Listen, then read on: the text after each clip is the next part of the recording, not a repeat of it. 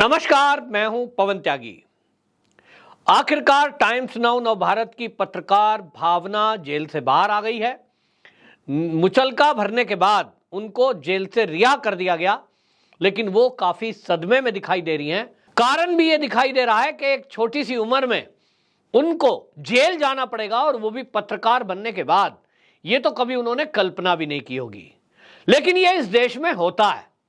यदि आप सरकार से सवाल पूछेंगे, यदि सत्ताधीशों से आप सवाल पूछेंगे, भ्रष्टाचार पर आप आवाज उठाएंगे, तो आपको कुचलने का हर प्रयास किया जाएगा।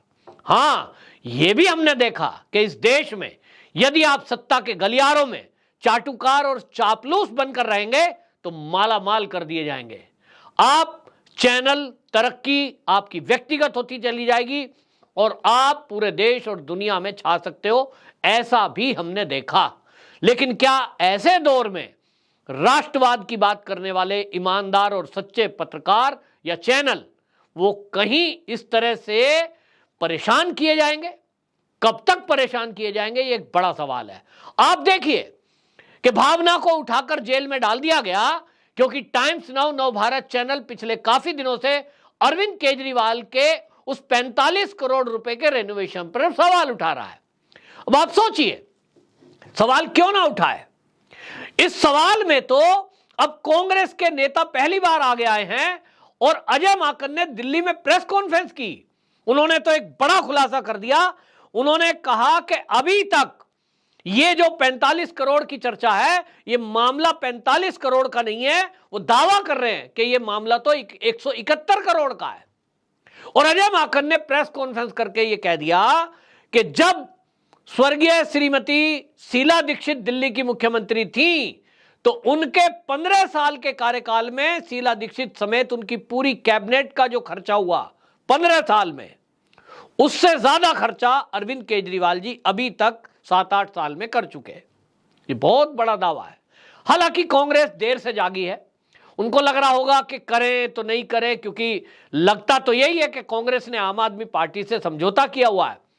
लेकिन अजय माकन दिल्ली की राजनीति करते हैं और उनको लगा होगा कि दिल्ली की जनता को, कम से कम कांग्रेसियों को, उनको जवाब देना पड़ेगा। और यह सवाल भाजपा की तरफ से पूछा भी जा रहा था कि हम आए दिन खुलासा कर रहे हैं, आम आदमी पार्टी पर प्रहार कर रहे हैं, लेकिन ऐसा लग रहा है दिल्ली की कांग्रेस तो पूरी तरह मौन हो गई। राहुल गांधी हो, सोनिया गांधी हो, प्रियंका गांधी वाड्रा हो, ये तो आम आदमी के नेताओं के खिलाफ बोलते ही नहीं है। इतना बड़ा मामला कि आप देखिए कि दिल्ली में एक सीएम बैठा है और वो ये एफिडेविट देता है कि हम आम आदमी की तरह रहेंगे, हम लाल बत्ती की गाड़ी नहीं लेंगे, हम सुरक्षा नहीं लेंगे, हम छोटे से फ्लैट में रह लेंगे। और वही आदमी इतने बड़े मकान में रह रहा है कि वो 3.7 एकड़ भूमि में रह रहा है, उसको भी छोटा बताता है और अपनी भूमि बढ़ाकर 7.5 एकड़ उसको करने के लिए आदेश कर देता है। कुछ मकान तोड़े जाते हैं, आईएएस अधिकारी के, जजों के मकानों को तोड़ दिया जाता है क्योंकि सीएम साहब को वो घर छोटा लग रहा है। ये क्या आम बात है? ये खास बात है और ये बड़ी बात है। और भ्रष्टाचार ये कि रेनोवेशन, जिस पुरानी बिल्डिंग के नाम पर ये पैसा रिलीज हुआ 45 करोड़, उसका एक भी रुपया पुरानी बिल्डिंग में नहीं लगा। ये दावा किया जा रहा है चैनल की तरफ से, टाइम्स नाउ नवभारत की तरफ से, कि वो तो पुरानी बिल्डिंग में पैसा लगा ही नहीं और एक नई बिल्डिंग पुरानी बिल्डिंग के सामने खड़ी होती रही। और जब वो कंप्लीट हो गई, ये केजरीवाल जी का पूरा परिवार उस नई बिल्डिंग में शिफ्ट होता है। उसके बाद जिस बिल्डिंग के नाम पर पैसे लिए गए, वो तो बुलडोजर से गिरा दी गई। अब लोगों के पास पुरानी फोटो है जिसमें शीला दीक्षित जी रहा करती थी मुख्यमंत्री के तौर पर, उस बिल्डिंग की फोटो है। अब केस ये बनेगा कि ये पूछा जाएगा कि भैया आपने ये 80 साल पुरानी बिल्डिंग किससे पूछ के गिराई? एक पूर्व मुख्यमंत्री का बंगला है, आप उसको यूं ही गिरा देते हो बिना किसी परमिशन के। आपने 150 पेड़ काट दिए बिना किसी परमिशन के। और यही सवाल टाइम्स नाउ नवभारत चैनल जब पूछ रहा है, उठा रहा है, तो सवाल यह है, क्या यह गुनाह है? आप देखिए कि उसकी एक पत्रकार है जो दिल्ली से कवरेज करने के लिए मोहल्ला क्लिनिक के लिए पहुंची। अब शायद इनको लग गया होगा कि किसी भी प्रोग्राम में केजरीवाल पहुंच रहे हैं तो टाइम्स नाउ नव भारत के पत्रकार तो एक ही सवाल पूछ रहे हैं, सर जी 45 करोड़ का हिसाब दे दो, सर जी जरा शीश महल पर कुछ बोल दो। तो बौखला गए हैं। जंतर मंतर पर भी बाउंसरों ने उनके पत्रकार को मारा। उनको लग रहा है ये फिर से पीछे आ गए। बाई चांस कहा जा रहा है कि उनकी गाड़ी से एक ई रिक्शा टकरा गया। उस ई रिक्शा में आम आदमी पार्टी की कोई कार्यकर्ता बैठी थी। अब उसने पहचान लिया होगा, आईडी ले लगी हुई है, और जो गाड़ी होती है चैनल की उस पर तो स्टिकर लगा रहता है, चैनल का नाम भी लिखा रहता है।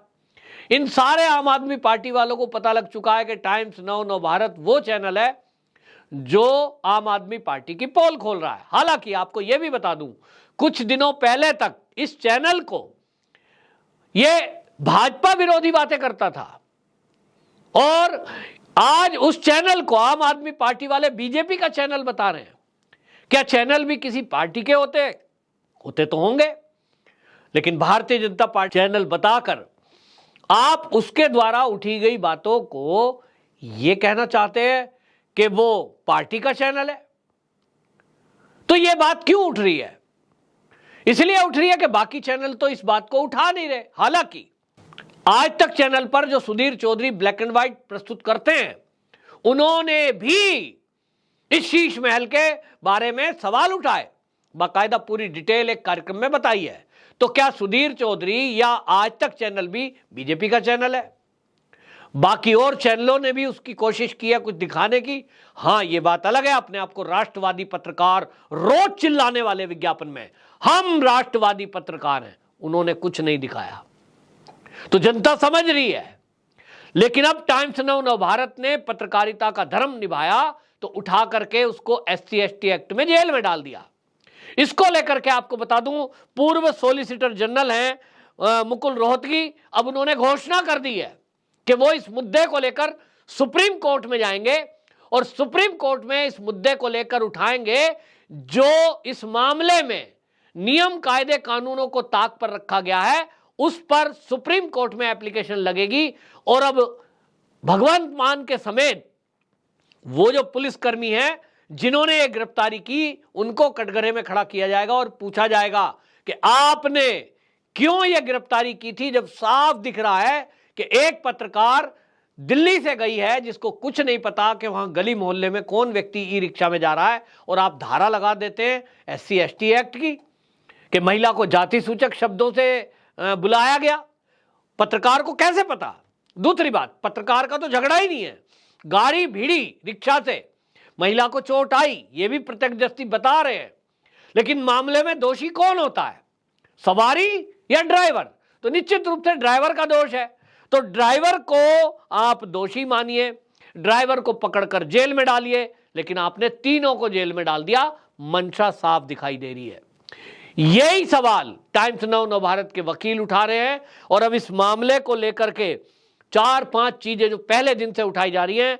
नंबर 1 कि आपने यदि किसी को गिरफ्तार किया, जैसे कि आपने भावना किशोर को गिरफ्तार किया, जो वीडियो जर्नलिस्ट है मृत्युंजय कुमार और परमिंदर सिंह ड्राइवर, तीनों को गिरफ्तार किया। इन तीनों के किसी के भी फैमिली में इन्फॉर्म नहीं किया गया, जबकि सुप्रीम कोर्ट की गाइडलाइन है कि यदि पुलिस किसी को भी गिरफ्तार करती है, उनके वकील या उनके परिवार को आप सूचित करेंगे। नंबर 2, महिला को शाम ढलने के बाद गिरफ्तार नहीं किया जाता, आपने वो भी किया। तीसरी बात यह है कि पुलिस जो गिरफ्तार करने के लिए सिपाही गया था, हमने देखा इंस्पेक्टर रैंक का व्यक्ति था, 2 स्टार लगे थे, सब इंस्पेक्टर, उसका नेम प्लेट नहीं था, ना बैज लगा हुआ था। यह भी सुप्रीम कोर्ट की गाइडलाइन है ताकि व्यक्ति देख सके कि तुझे गिरफ्तार करने वाला कौन है। नहीं थी, इसका मतलब इरादतन वो अपनी नेम प्लेट हटा के आया था ताकि वो कोई बदसलूकी करे तो उस पर कोई यही पता ना लगा पाए कि पुलिस वाला था कौन। ये सारी चीजें हुई हैं। अब इसको लेकर के अब सुप्रीम कोर्ट में, आपको बता दूं, पूर्व सॉलिसिटर जनरल इस पर अब केस करेंगे। और इस केस में इतना जान लीजिए कि अब जिसने भी ये गिरफ्तारी के आदेश दिए होंगे, या तो केजरीवाल जी ने दिए होंगे या तो भगवंत मान ने दिए होंगे, अब किसके आदेश पर वो पुलिस वालों ने गिरफ्तारी की, ये तो खुलासा जरूर होगा। पूर्व सॉलिसिटर जनरल का साफ साफ कहना है कि इस मामले में पूरा साफ दिख रहा है कि बदले की भावना से कार्रवाई की गई। भावना को पकड़ने का मकसद केवल टाइम्स नाउ नवभारत के पत्रकारों में दहशत पैदा करना था और शायद इसमें वो सफल भी हुए हैं, क्योंकि वो जो भावना है जेल से छूटने के बाद भी अभी भी दहशत में है, कुछ भी बोल पाने की स्थिति में नहीं है। जबकि आप देखिए कि वो एक पत्रकार है जो दिन रात बोलने का ही काम करते हैं। मानसिक स्थिति समझ लीजिए। और अभी हो सकता है जेल के अंदर भी उसके साथ कुछ टॉर्चर किया गया हो। ये बातें अभी कुछ दिन बाद खुलासा होंगी, लेकिन इतना तय है कि इसके पीछे जो भी लोग हैं, टाइम्स नाउ नवभारत उसको सजा दिला के ही रहेगा और उसको एक्सपोज करके रहेगा और केजरीवाल के खुलासे होते रहेंगे। वंदे मातरम।